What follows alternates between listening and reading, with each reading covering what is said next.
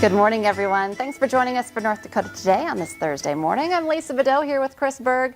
Everything kind of switched over this morning. We were still talking election coverage. Everyone is talking election coverage. But did you see massive apartment fire in South Fargo this morning? I heard that. I apologize. My brain is still stuck on the fact that it's Friday Eve. For some reason, it just doesn't seem like that. And when you just said, I was like, oh, it is. Wait, it is Friday. And made today a little bit better for you? Yeah. I'm like, thank you very much. I had to think Lisa about it for a second because usually when it's Tuesday, we're like, we made it to Tuesday. And then somehow Wednesday just like flew by and now it's Thursday. The saddest thing is I thought it was Tuesday. And then you're like, oh, wait, we just had an election on Tuesday.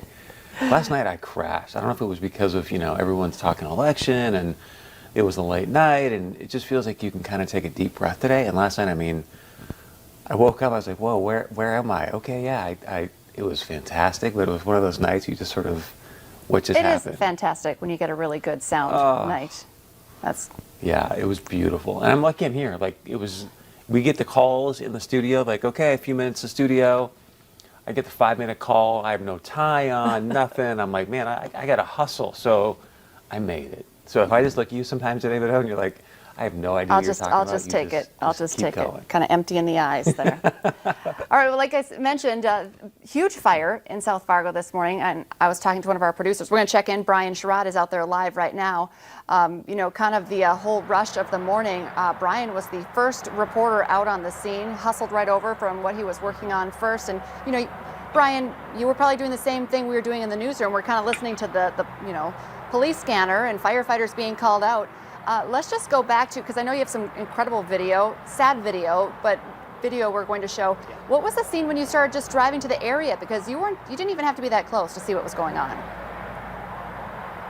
Well, good morning, Lisa and Chris. You're right. I did not have to be that close. When we got on I-94, you could see the flames from this apartment building located right behind me from the highway. That's just literally telling you how big this fire was as we were driving. So not even getting close to that scene, Lisa and Chris, and you could see the flames from the top of that apartment building.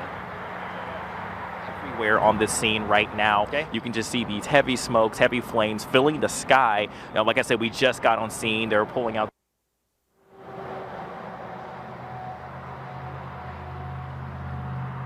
Okay, so yeah, as you saw in the video just now of me talking again, you can see the different fire and the flames just on top of that building. And since then, you can see on the top of the building, bits and pieces of it. I'm going to move out of the way, Lisa and Chris, so you can see this. Look at this. This is the aftermath of this damage. A big hole in the top of the apartment building. Just a big hole in the part of the top of the building. We were able to talk to one of the residents who lives right in this complex, and he was saying how he was making sure that everyone was getting out okay and make sure that everyone was okay. But definitely the biggest fire that I've seen since moving here when I did move here, and this is just the aftermath. And like we also just mentioned, there were crews on scene. There still are some crews, but not as much as there was.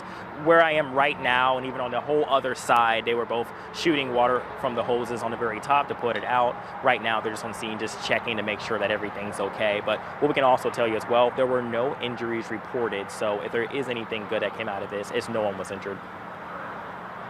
That's a good point. We should have said that right off the top. It's really amazing that no one was hurt. Mm-hmm. Came in initially as, a patio, third floor, second floor patio on fire, spread into the attic.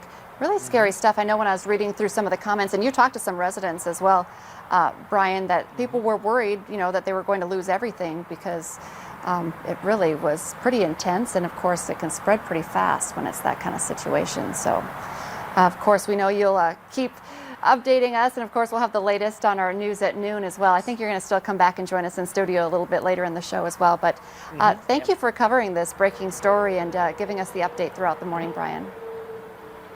Not a problem at all.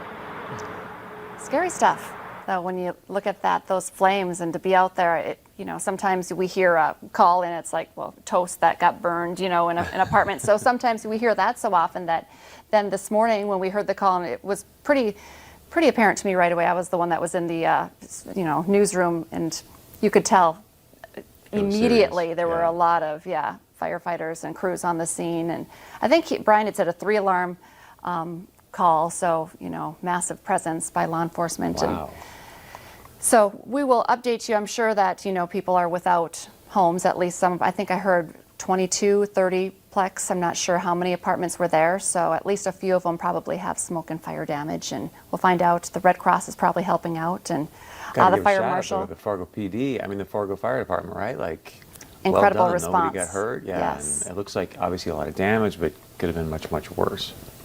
Okay, I don't know. This story might just be for you. A sneakerhead living in Dubai says his Kicks collection, similar to yours, Wow. worth $1 million.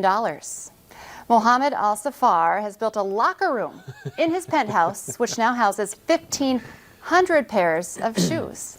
I find this very cool to look at. You know, I love watching like the Kardashians or, you know, all Yeah. these like, you know, the actresses that have all these shoes, but they're usually heels, you know, and here, these are all sneakers. Is this what your closet looks like? It's kind of like that. You know, it's not all, I don't know what his thing is with high tops, but I don't have a lot of high tops. Mine are more of a mix.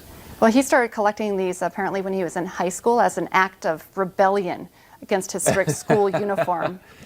Oh, there's some green, Yeah. a lot of Jordans there. There's some things, oh man, look at those nice green Jordans. Those are nice. I like that. So, I mean, why do you keep them all? Does he even know how many different pairs he had? And they don't look like they have any scuffs on them. Does he wear them? I mean, when you have 1,500 pairs, how do you, I guess over the course of years, maybe you wear them, but you know, there's some people out there, they just have that Kicks thing where they love their Kicks and they collect them, like obviously this dude. And so, I mean, those green Jordans were pretty sweet. I'd kind of like a pair of Jordans. I would too. I could see that those green ones with what you got going right now. You kind of have the Jordan. Yeah, I know. You said right away. I always vibe, bring but- heels, and I'm like, I'm just going to leave these on today. I'm kind of feeling like that. I think we should it's start kind that of day. trend. Just start doing the show in Jordans. Yeah, I can get I can get some green ones. I really kind of want some red ones. They have Yes. some. I'll get My some black daughter Jordans. actually right now, although I still want Jordans, and I was like, maybe you should get some Jordans because then I could wear them. She wants for basketball. She wants the LeBron James shoes. So, but I would imagine even though the guy likes Jordans, he's got to have some. I'm LeBron. sure he's got some LeBrons. Absolutely. He's probably got some Dwayne. Didn't Dwayne Wade have his own shoe for a while too? I And think so. all those cats. So nice. So, well, somewhat competitive with Chris Berg's sneaker closet there. Okay, we want to remind you, we talked about this a lot yesterday, but we are so excited about this and we want to really kick it off. The virtual food drive is underway. We've made it so easy for you to help out. You can use our VNL News app. Look for this Please Donate button. You can go to valleynewslive.com as well. Going through the whole month, we have a big goal set, but you know what, our viewers just killed it last time. $40,000 is what we're hoping for. And like I mentioned yesterday, you know, we'd love to see some $50, $100, you know, or more donations. But you know what, if you just have $5, $10, hey, it all adds up. And when we were talking to the food bank, they can, you know, make so much more out of that money when you give it to them versus, you know, trying to just donate food yourself. And this is so COVID friendly as well. So we're not talking about going anywhere or, you know, exposing yourself. Just sit at home, stay nice and safe and donate. Click that button from the comfort of your couch. The virtual food drive, once again, happening right now with the Great Plains Food Bank. Chris, you can put in your coffee order now because tomorrow holiday cups are coming out at Starbucks. So I'm excited to not only have the coffee, but have the cups as well. So officially the holiday season, now that Starbucks has its holiday cups. You know what? For some reason, I'm ready for those right now. Like normally I'd be like, it's too early. It's only what, November 6th tomorrow. But seeing that, it's like, yeah, you know what? I'll even take some Christmas music and holiday cup and some peppermint mocha. I'm kind of in that mode right now. Yeah, something to be excited about and happy about. Can we put up the tree too? We usually get a tree here in the studio. How soon are they going to let us have that Yeah, Christmas we could do tree? that tomorrow too, can't we? Let's Tree and light presents. a candle that smells like pine needles. Can we get a puppy too? We And- make our own puppy. And this and this and this. We have quite the wish list, but we'll start with coffee, maybe get the tree, and who knows, maybe a puppy will just stroll on Do you through. think the puppy will go to Tampa with us for the Super Bowl? It only seems right. It does. All right, stay with us. We have a great show planned for you today on North Dakota Today. Coming up next, we are talking to the current Mrs. North Dakota American about her platform that aims to end child abuse.